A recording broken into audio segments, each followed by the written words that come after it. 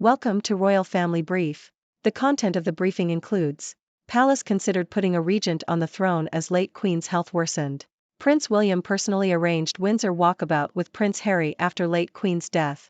Across the world, monarchs continue to reign. Prince George's classmates will be diverse crowd if he attends Kate's old school. King's plans for electric car charging at Windsor Castle queried by archaeologist. Palace considered putting a regent on the throne as late Queen's health worsened. Telegraph. Buckingham Palace had made plans for a regency before the death of Queen Elizabeth II, fearing it was almost inevitable, according to a new book by author Robert Hardman. The plans were divided into options including Regency Light and Reversible Regency, and the then Prince of Wales was consulted. The book claims there were years of anxiety within the royal household at the prospect of a regency, with Prince Charles extremely reluctant to engage on the subject. Prince William personally arranged Windsor walkabout with Prince Harry after late Queen's death. Telegraph. Prince William organized a walkabout in Windsor with his wife, brother, and sister-in-law following the death of Queen Elizabeth II, according to a new biography. The book claims that the Duke of Cambridge asked others if it would be right to greet the mourning crowds in the context of his grandmother's death. The walkabout lasted around 40 minutes and was described as awkward by a member of the Wales's team.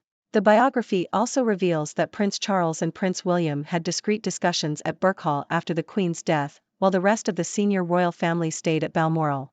Across the world, monarchs continue to reign. Deutsche Welle. Denmark's Queen Margrethe II will be handing over the throne to her son Frederick on Sunday after 52 years.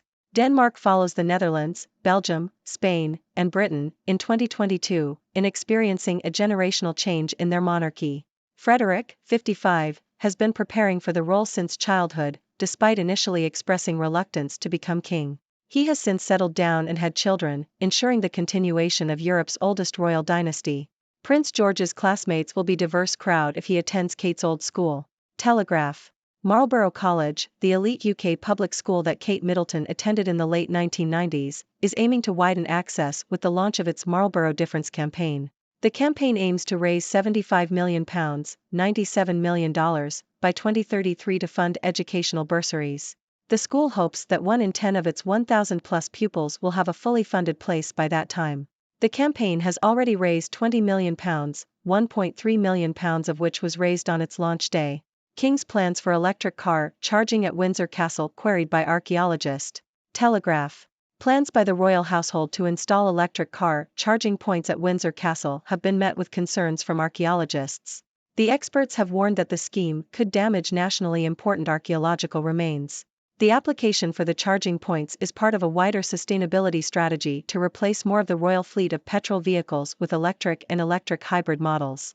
The charging points will likely be installed after any archaeological remains are assessed and recorded as part of a condition for granting planning permission.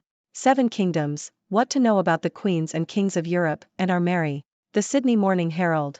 Europe's royal families, including those of the UK, the Netherlands, Sweden, Norway, Denmark, and Spain, are all related through King George II of Great Britain and Ireland. These royal families have been able to maintain their positions and popularity by relinquishing most of their political power and focusing on their roles as neutral protectors and guardians of democracy. The popularity of individual members of these royal families may fluctuate, but the institution of monarchy itself has not been under attack in recent years. Queen Margrethe II of Denmark, the longest-serving monarch in Europe after Queen Elizabeth II's death, has announced her decision to abdicate the throne after 52 years. She will be succeeded by her son, Crown Prince Frederick. Queen Margrethe II is known for her artistic talents and illustrations, as well as her recent decision to strip some of her grandchildren of their royal titles. Norway's monarchy, led by King Harald V, is a constitutional monarchy where the king's duties are mainly representative and ceremonial. King Harald V, known for his love of water sports, has been in frail health, but continues to participate in sailing and other activities. Princess Martha Louise, fourth in line to the throne, has attracted attention for her engagement to a self-described shaman and controversial views. The Swedish royal family, headed by King Carl XVI Gustav and Queen Sylvia, holds a prominent place in Swedish culture and history. Crown Princess Victoria is popular and has been nicknamed the Godmother of Europe due to her numerous godchildren. Support for the monarchy in Sweden is high, with only 11% of Swedes wanting to abolish it and turn the country into a republic. King Willem-Alexander of the Netherlands has seen a decline in popularity in recent years.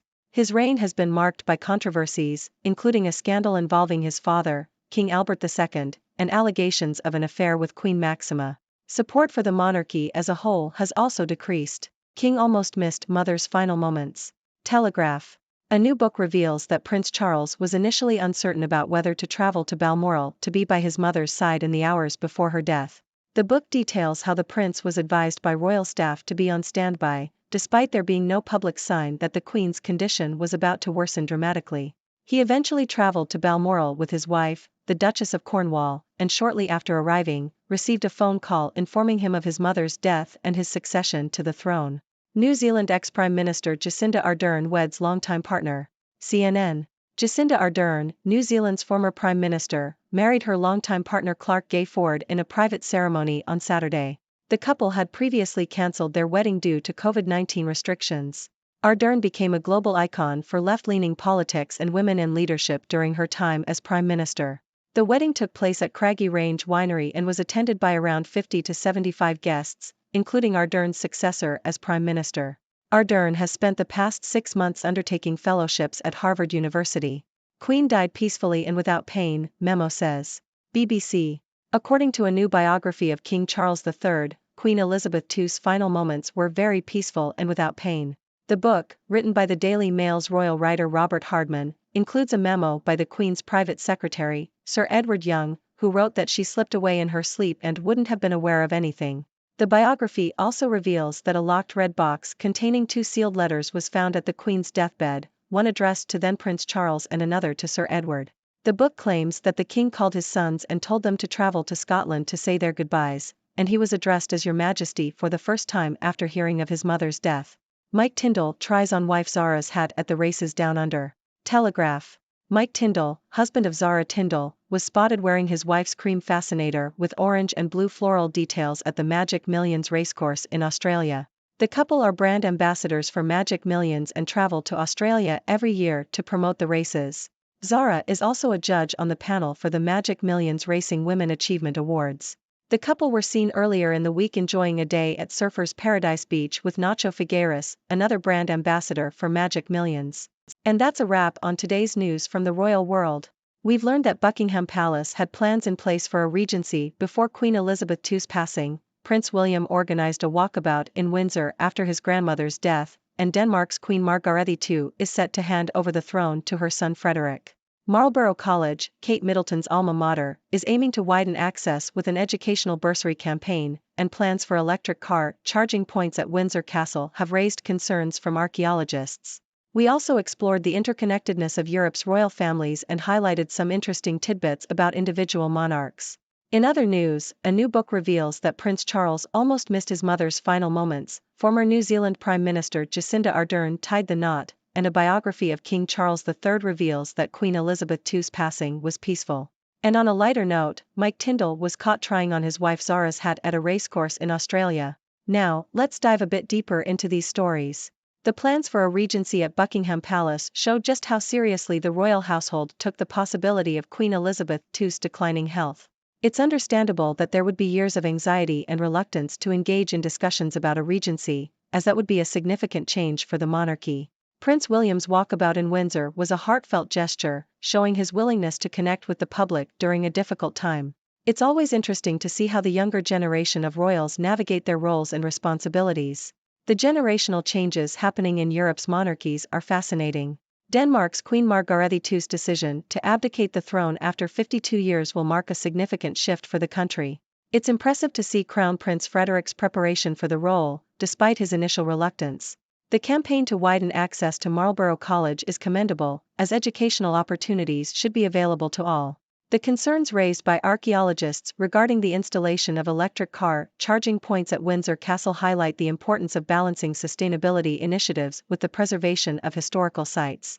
The interconnectedness of Europe's royal families is intriguing. Despite their differences, they have managed to maintain their positions and popularity by embracing their roles as neutral protectors and guardians of democracy.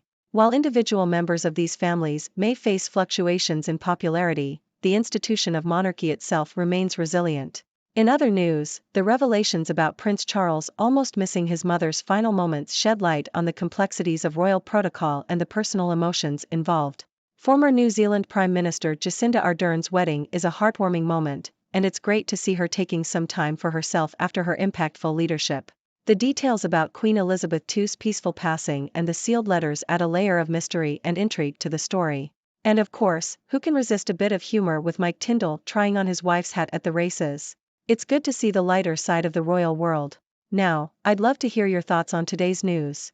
What do you make of the plans for a regency at Buckingham Palace? Do you think it was a good decision for Prince William to organize a walkabout in Windsor? And what are your views on the wider access campaign at Marlborough College?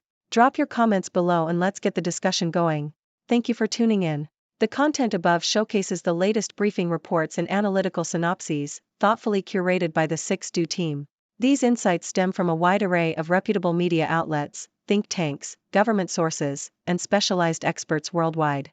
We encourage you to explore these sources for a comprehensive perspective. Keep in mind that while the content may not always align with the official standpoint of 6Do Brief, it's not meant to be taken as absolute directives for decision-making. Comprising seasoned media professionals, learned scholars, and accomplished scientists, the 6Do team embodies a trailblazing, fully independent media entity. To customize 6Do Brief to meet your professional needs, you have the option to subscribe to a diverse array of briefings on our website, 6dobrief.com. Regardless of your location, you can conveniently receive 6Do Brief via email.